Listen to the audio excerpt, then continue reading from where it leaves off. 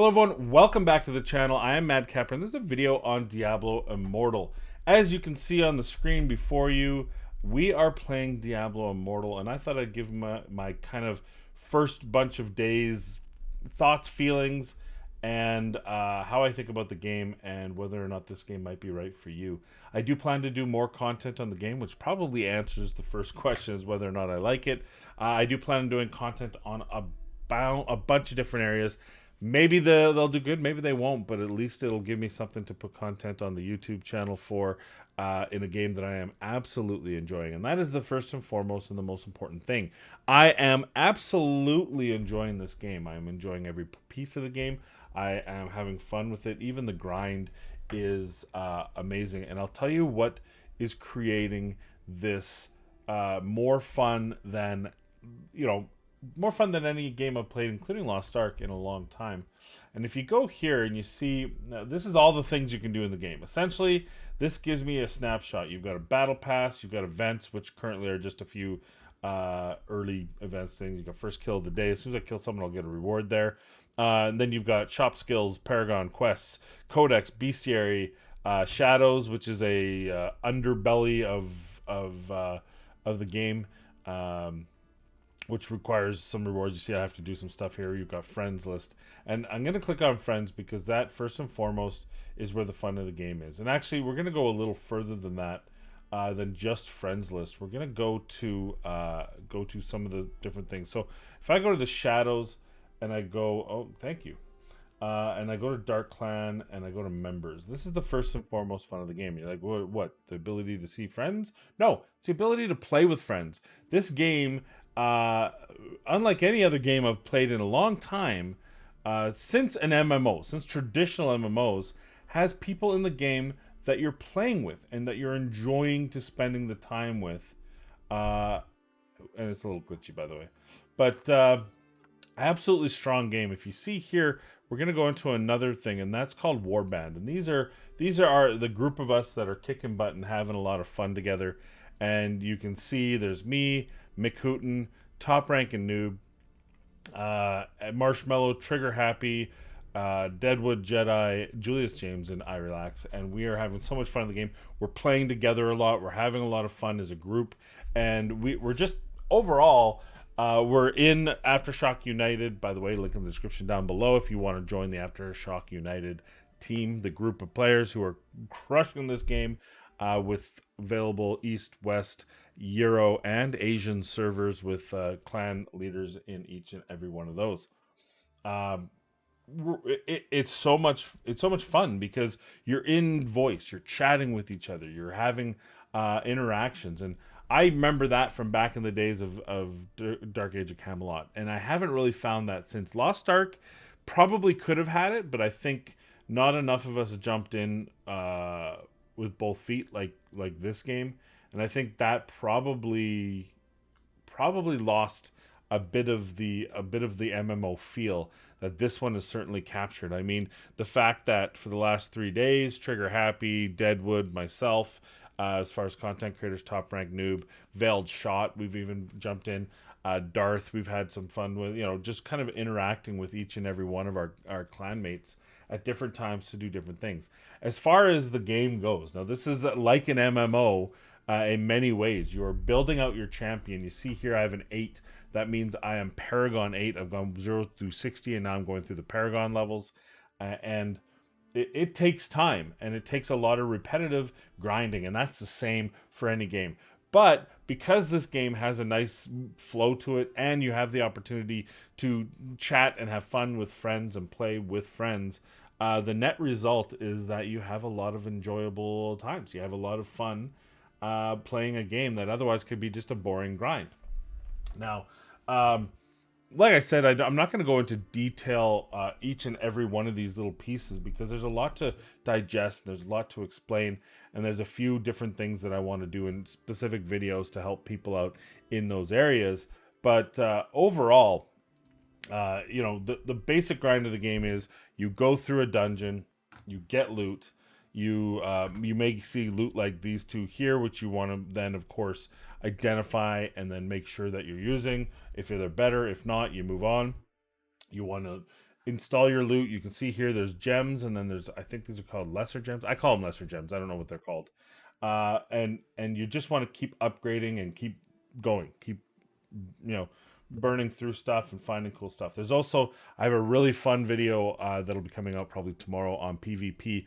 I made a really good build for this champion that was absolutely dominating. I came in, I did 5 runs in a row, and 4 of the 5 I was the MVP. We won 4 or 5, and the numbers were pretty crazy. I think I went 23-0-11 in one of them, and the other one I went like 13-2-25.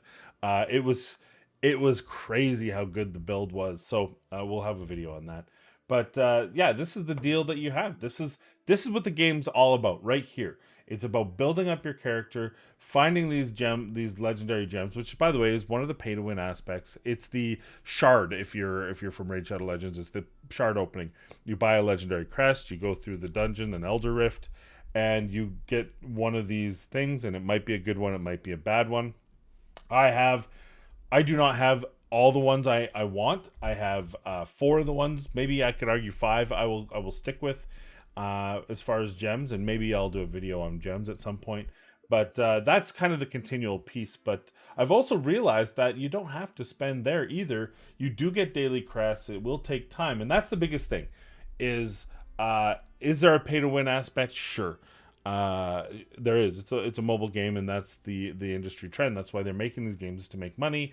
That's how it works. But can you do this without being a spend? And I would argue absolutely you can. There's a lot of ways to get resources. It will take time, which of course is any mobile game. It will take time, but you will be able to get there. So what are the things you can do in the game? Well, the first thing you do is story mode. I actually don't have anything left in my story mode, so unfortunately I can't show you that.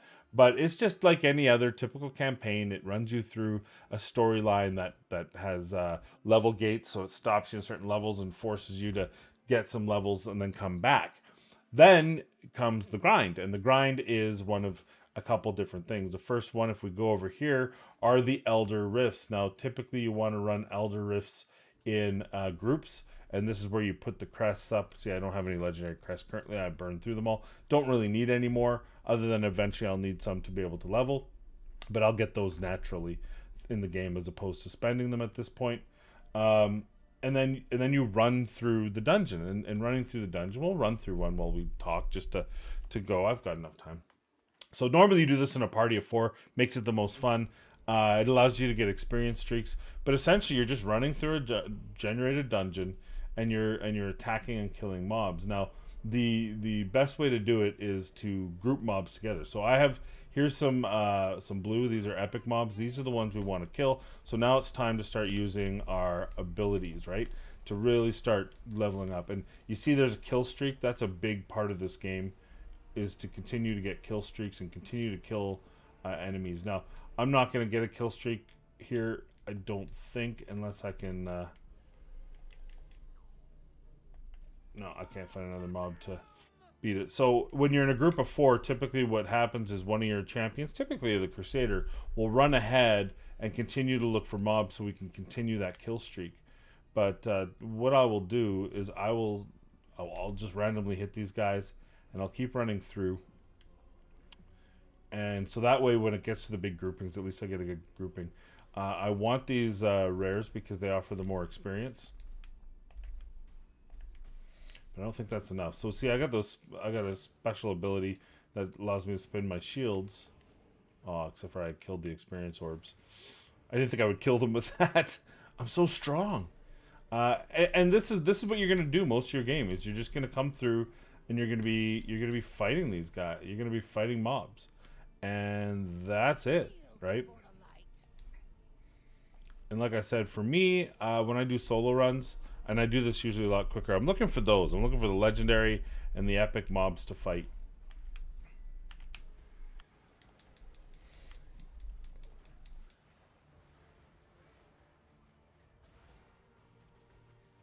And that's going to give me the extra. See, those experience globes are the big deal.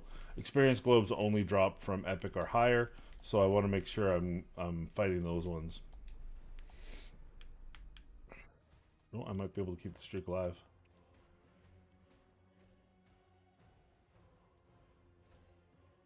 for the next set of epics. Oh, see, that's nice. That's how you really want it to happen. You really want to keep those together. So I play, by the way, I play with, and then here, once you fill up the meter, which you guys can't see, I'm sorry, there's a meter right here. Once you fill that meter up, then you get the Rift Guardian. And now my job is to just kill this guy. And he has certain mechanics that he does, and you kind of learn how to deal with his mechanics. And you fight him. This is one of my least favorite, just because it's a pain in the butt. But it's not going to be that hard. I can solo these pretty easy. But it's a lot more fun, and you have a greater chance of better loot, I believe, and landing gems, the lesser gems, when you fight in a group.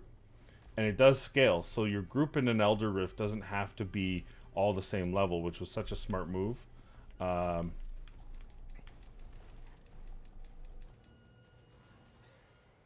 Go, he's dead. Pretty easy for me. And away you go. And I got a Dangerous Blessing reward. I get that 3 times, which can drop some good stuff. Then I go over to the blacksmith, and like most of these games, I'm going to salvage pretty much everything. You see those 2 legendaries. I have to identify them first, so I don't salvage them, obviously.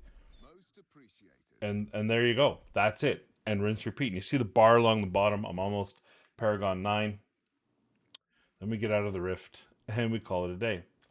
Oh, that's sweet. Sometimes they put the rifts in the floor. That's one of the problems of the game. All right. So that's the first one. The second one is dungeons, which essentially is the same thing, except for it's in very specific dungeons. I can go over the codec here, and I can show you the gun. See how it's full. It's gonna be locked. I'm at the cap for battle pass until we get to the next week, which is good because it doesn't let you hoard. See, I could spend all the money in the world, and it gates me there and says, hold on, slow down until the next one. So you see this Mad King's Breach. The Elder Rift is the one I did. Legacy of the Herodrim, we'll do a day. We'll do 8 bounties. We'll do the Rapids. The bestiary is just killing beasts, getting little orbs, and when you get 10, you go to the bestiary and turn them in for rewards. Challenge Rift is the Rift Beside, which gives you the rankings. Battleground is the PvP. Raid the Vault is a shadow raid. And then these, the Forgotten Tower, Tombs of Fair, Destruction Ends, Temple of Namari, Cavern of Echoes, Pit of Anguish are all dungeons. There's some side quests you can pick up from an adventurer quests, both epic quests and regular. The Heliquary, which I already did, is a group mod. It's a mob. It's an 8-man essentially raid against a high-end mob. Then we've got what else did I skip over? The Vault is all the Shadow Lair stuff, which is an underbelly. So the whole premise of this game is that you want to become the Immortals. The Immortals get extra boons and bonuses. Whoever isn't an Immortal but has the ability to be one will enter a Shadow Guild, and then you've got a whole bunch of underbelly, which essentially the Shadow Guild is the people trying to fight the Immortals, thinking that it's too powerful. The Immortals shouldn't exist. And then if you fight them and defeat them, then your clan becomes the Immortal, and that's how it keeps playing. And absolutely amazing, by the way, premise of the game. And it's hard if you become the Immortal, you get all these bonuses, so it's hard to beat them. But then you get bonuses against them, so that each successive week that a clan stays the Immortal, it's harder and harder to stay the Immortal. So eventually you're gonna lose, and someone else can become the Immortal, and then the whole process repeats itself. So that's the premise of the game. It's really fun to play. There's a little snapshot of it. I will, of course, like I said, I'm going to make guides. There's so much to do in here that it's hard to just show you everything in a first look. But what I'm going to do is I'm going to make individual videos every couple of days to show you different pieces of the game, some little tips and tricks, starting with the next video, which will be a Battlegrounds or a PvP video, specifically focused among the Satyr, which is, of course, me. Hey, sorry, get off my feet, all right? So I hope you enjoyed this video as kind of a first look. I know there isn't a whole lot of tangible content in there, but this is more for my current viewers or people that haven't played Diablo to say, hey, should I play it? And the answer is yes. You play it, have fun with it. If you want to spend. If you don't. It doesn't really matter. join Aftershock United. We do have 3 clans. One of them is a shadow clan. 2 of them currently aren't, but we will be rotating that. In the EU, I believe they have 2 shadow clans and 1 that isn't. And in the, I'm not too sure if Asia has gotten a shadow clan yet. So that's kind of the progress of our clans over the different areas. USA, East, and West, I think both have 1, but we have lots of room for new players. Please be patient with us. We have a lot of contracts or a lot of applications. We're trying to go through them. We're only human. We don't have an administrative contact that's sole job is to go through this. So they're trying their best to get through these applications and get people placed in the appropriate clan. So that's all I have for you today. I hope you enjoyed the video. In the meantime, of course, as always, please be kind to one another, be safe out there, and we'll see you in the next video.